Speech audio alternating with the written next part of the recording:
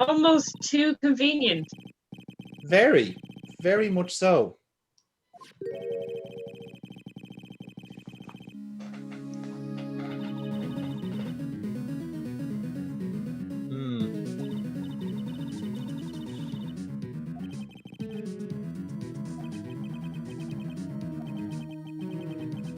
You don't say.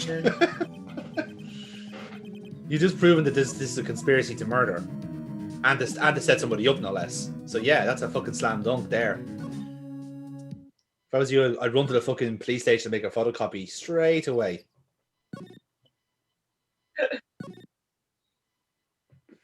Fuck it, I'd frame it across the office.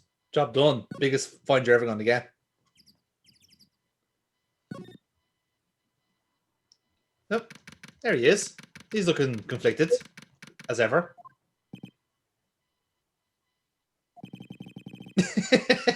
Yeah, my thoughts exactly.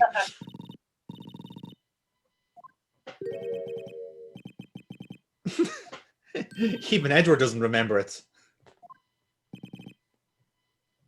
God, this is awkward. Oh my god. This is so awkward.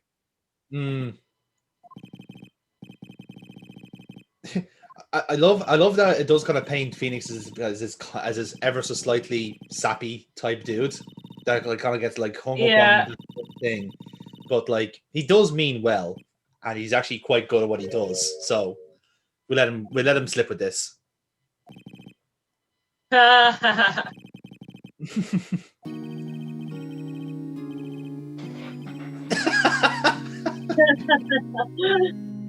All right, well, tell us how you really feel, Edgeworth. Fuck me.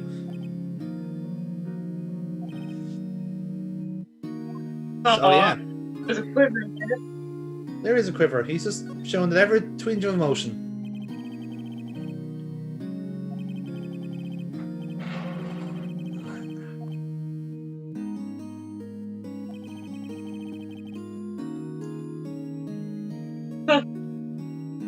Well, to be fair, shit went down in his life, you know.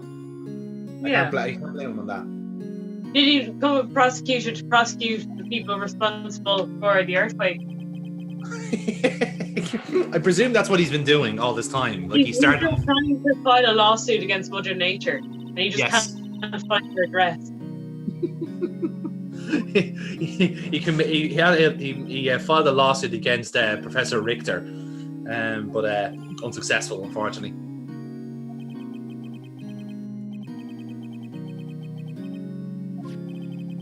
Right, so he was pissed off at Hammond, hence why he changed tack and went to the dark side.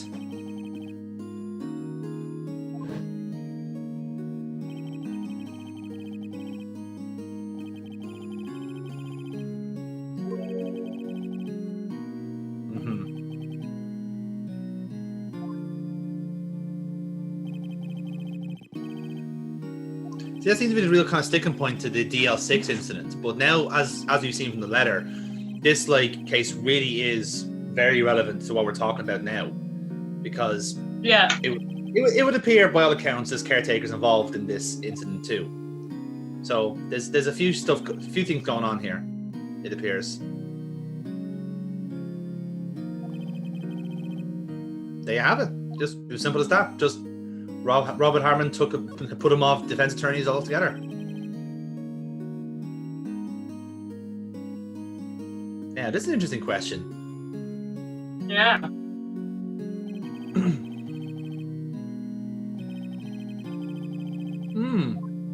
So Von Karma took this fellow under his wing. And a perfectionist in all things.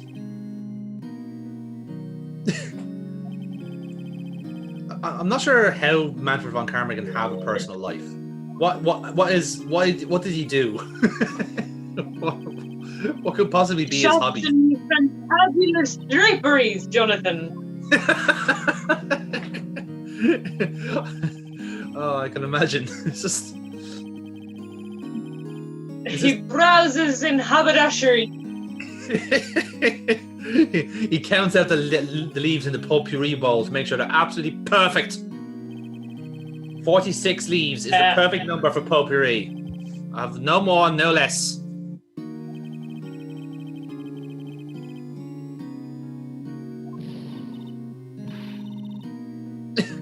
Yeah, in fairness to Edgy.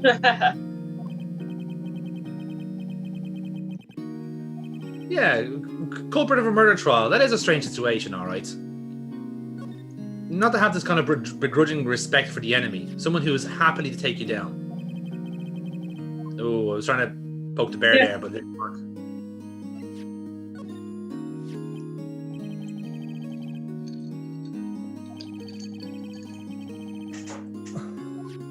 Aha. Right?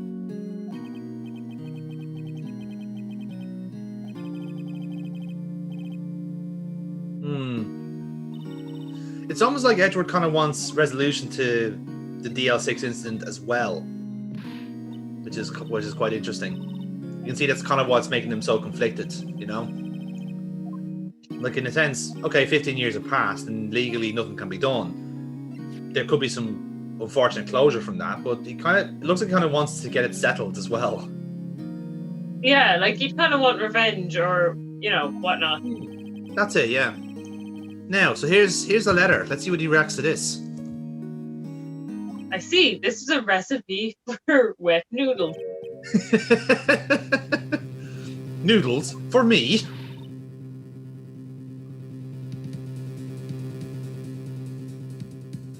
Who is the old guy anyway?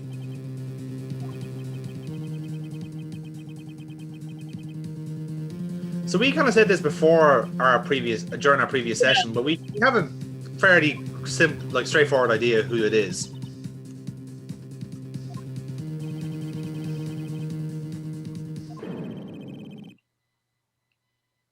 And really, it could only be one person. Old bag. She did it for the biscuits.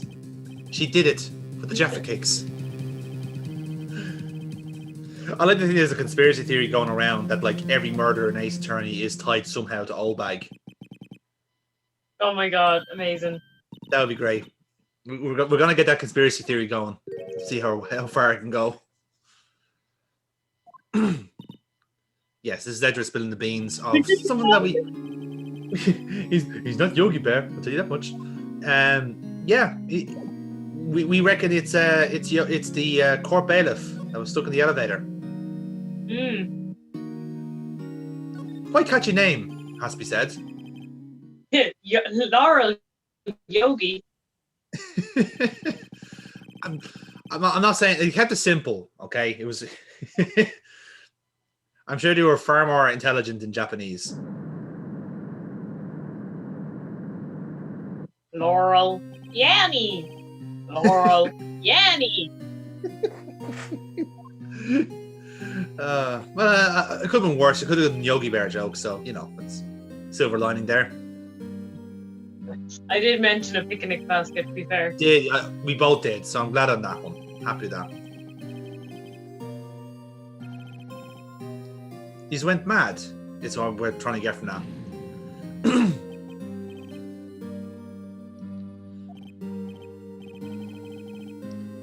So it looks like Yogi was the one kind of going by the picture, at least. Yogi's the one that kind of went spare first, and yeah, Gregory, being the cool head he is, you know, trying to keep a lid in the situation.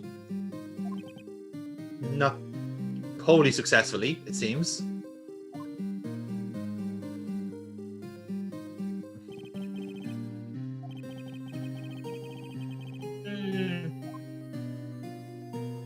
It's weird. Like he seems to be like I think that maybe there's some things that he's kind of like deliberately forgotten. Perhaps they're kind of like for his own sanity. It's a coping mechanism. Yeah. So yes, that's why Yogi got off the hook, because he was declared insane. Which meant then he had to lose his job as a court bailiff and live out the rest of his life pretending to be mad in a fucking noodle shop. Or at least pretending to have a noodle shop.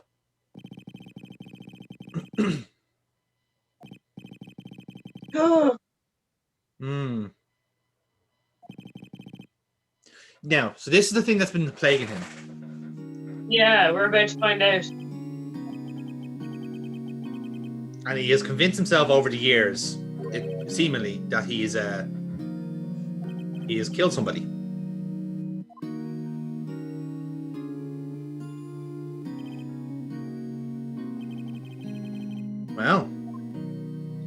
That's something Oh good. shit! Here we go. He's about to write a book. Champagne murder. I loaned the government. I loaned the court 100,000. Right.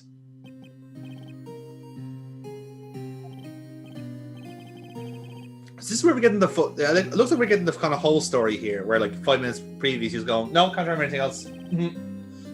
Yeah. But I do have this dream that leads on from that exact timestamp. Like I can't tell if they're similar, you know. Nope.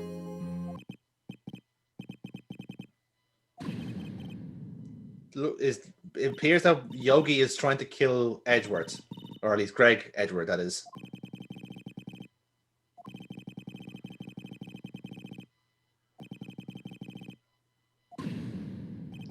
And he throws the gun.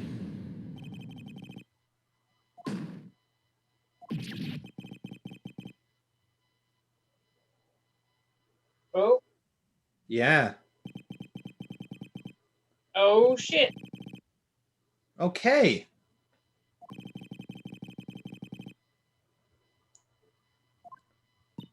So, if we're to believe that Miles Edgeworth has killed his own dad by accident. Yeah.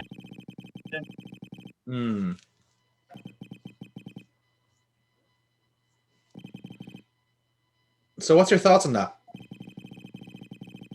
To be fair, I was thinking that from the last time that, or I was thinking maybe he had fired at Yanni, but missed and got the dad.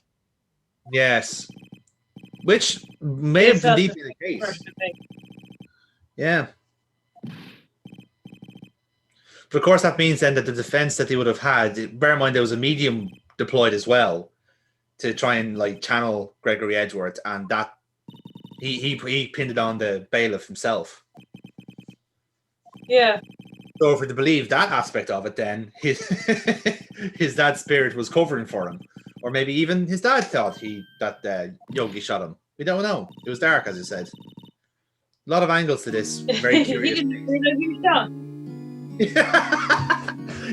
He decided his heart just decided to stop, and he just left it there.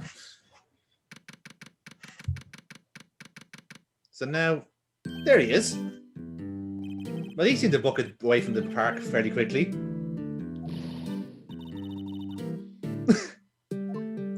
Maya's all wound up about the DL6 incident.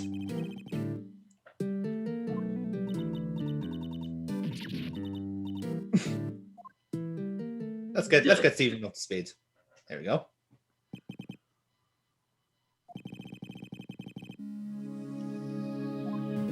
I like how this is just skipped ahead, like. Yeah, we don't need to hear the whole spiel again. It would be great that sobbing late there.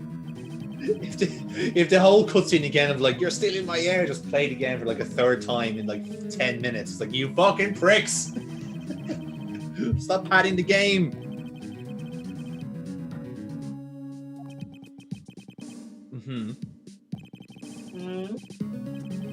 Okay, so Groesberg thinks it happened.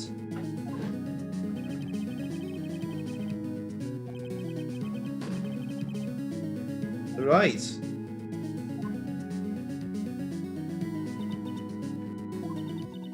See, this is the interesting wrinkle because, like, okay, it appears like in this case, Yogi was following orders in terms of the killing, so he will go down. He could go down for this, right?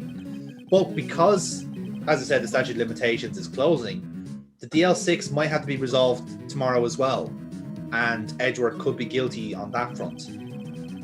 Yeah, for killing his dad. Ooh, shit. Yeah, it's getting quite interesting now because which way will they go? Will they decide to? Could he ditch both? Could you just describe this as a nil-all draw and leave it there? I don't know. It's curious.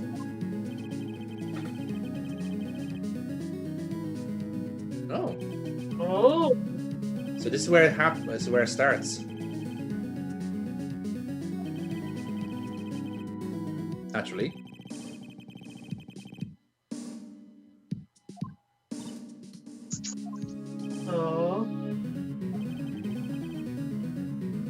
Okay. Interesting. And again, this is where now let's see where the phase come into this.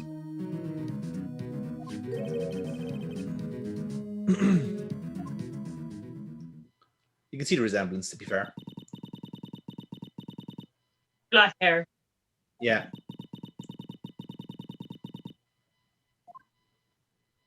Oh. That's pretty solid testimony, has to be said.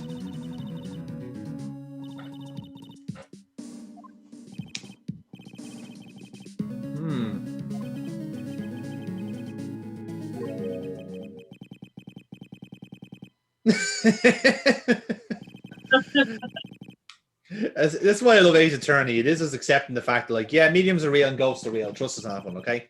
Cool? Yeah, cool. Yeah. Like that just show you how fucked up the legal system is, that they're taking testimony from a dead person. Have you not seen Mystic Murder? No, I have not. Did you expect any other answer? No, considering I made it up on the spot. Yes, I thought I couldn't tell if you were fucking with me or not. I decided to go for the safer bet. There is one of those shows where there's like a medium brought in to help solve cold cases. Yeah, it's Close to Home, I think it's called. It's dreadful. Obviously, yeah. It is a clever twist on the whole police procedural, but to be honest with you, I'd rather if Columbo was a psychic. Makes that show far more entertaining. Just one last question. You killed her and you run her over with your car. It happened 2 nights ago and you were listening to Santa Monica. Am I right in saying? God damn it, Columbo. I'm sorry, it's just I get these premonitions.